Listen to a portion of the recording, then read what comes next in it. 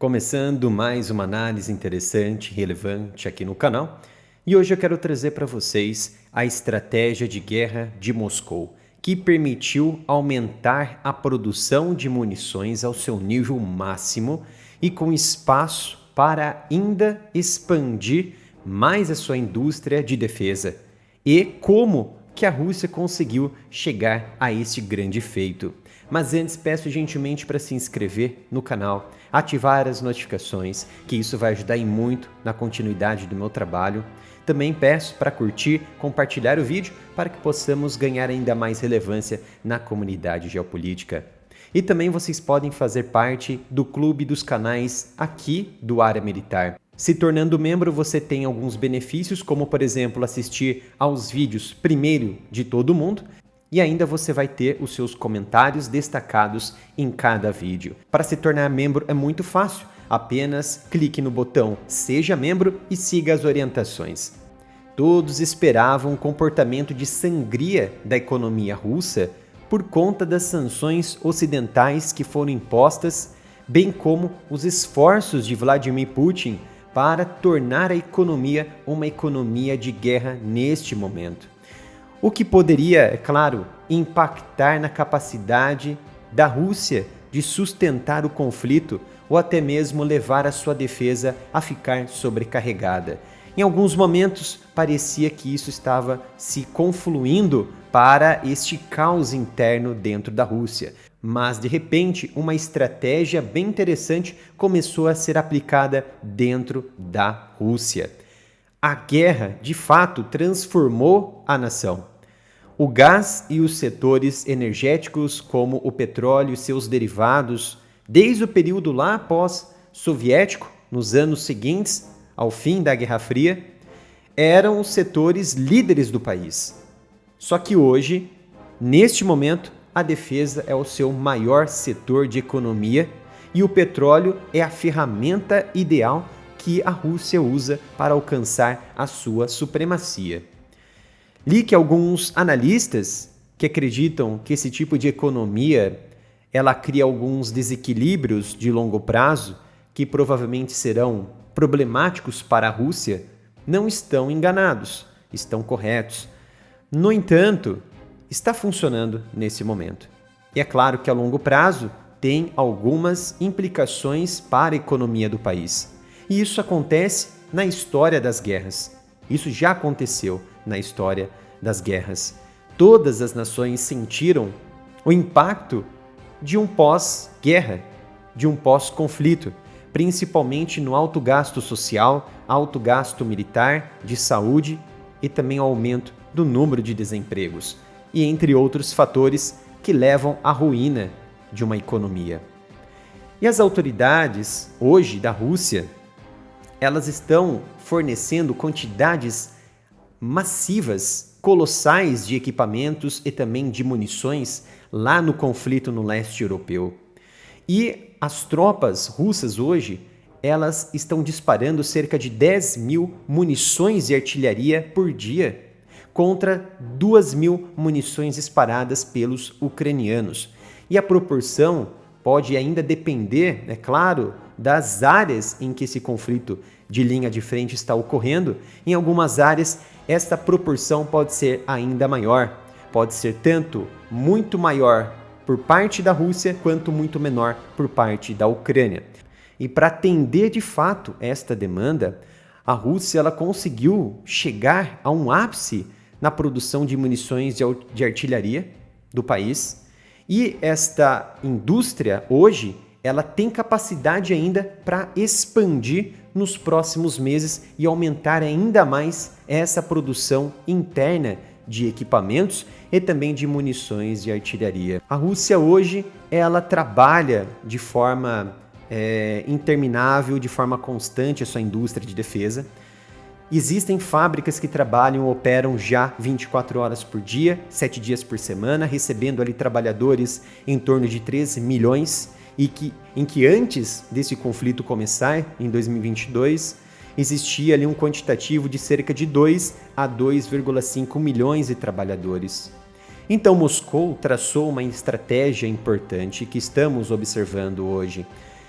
Receber de fora para compensar a hemorragia de munições do arsenal interno. O que isso significa? Que a Rússia ela passou a importar muitas toneladas e toneladas de munições, principalmente do Irã e da Coreia do Norte.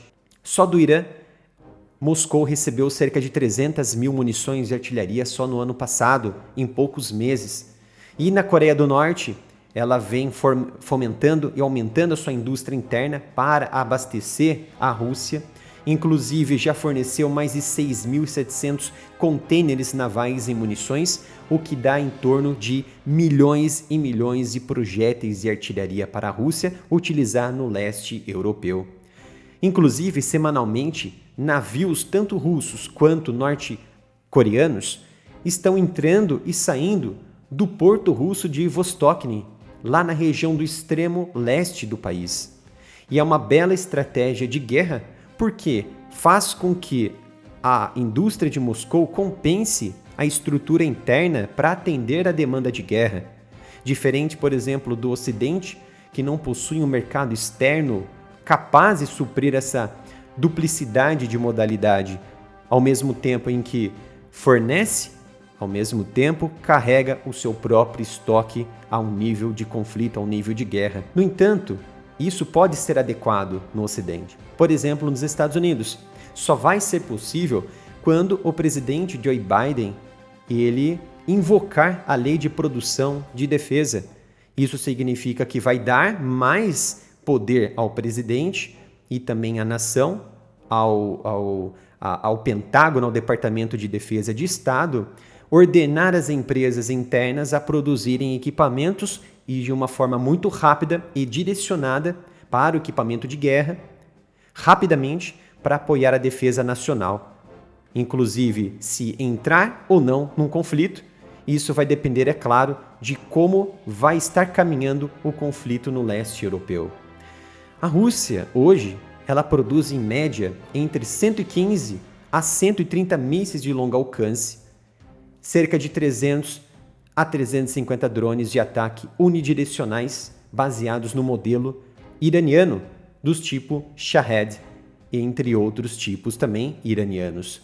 Isso equivale a dizer que a estratégia de guerra é usar muito mais drones para sobrecarregar as defesas aéreas ucranianas do que utilizar equipamentos de alta tecnologia que são muito mais difíceis de conseguirem, de produzirem e também de estarem utilizando em uma onda, em uma barragem de ataque contra uma nação que possui essa tecnologia hoje, mas a estratégia de guerra de Moscou visa sobrecarregar, saturar essa defesa aérea ucraniana, observando ao mesmo tempo em que ataca pontos sensíveis, pontos críticos, para que numa próxima jogada possa tentar se desvencilhar dessas defesas, desses radares, por exemplo, e tentar um acerto mais preciso contra os seus alvos militares ou civis.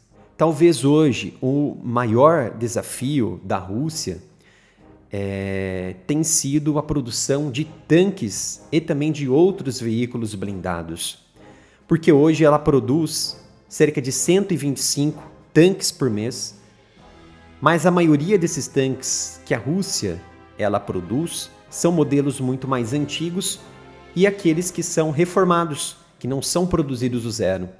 Até porque a escassez de ferro já é sentida no país, principalmente de tecnologia, eletrônicos e também de titânio para serem utilizados durante a produção de equipamentos de ativos aeroespaciais na indústria aeroespacial russa. Cerca de 86% desses principais tanques de batalha que foram produzidos no ano passado, em 2023, vieram de origem reformados. E a Rússia ela possui ainda cerca de 5.000 desses blindados, armazenados, estocados, prontos para serem utilizados na guerra?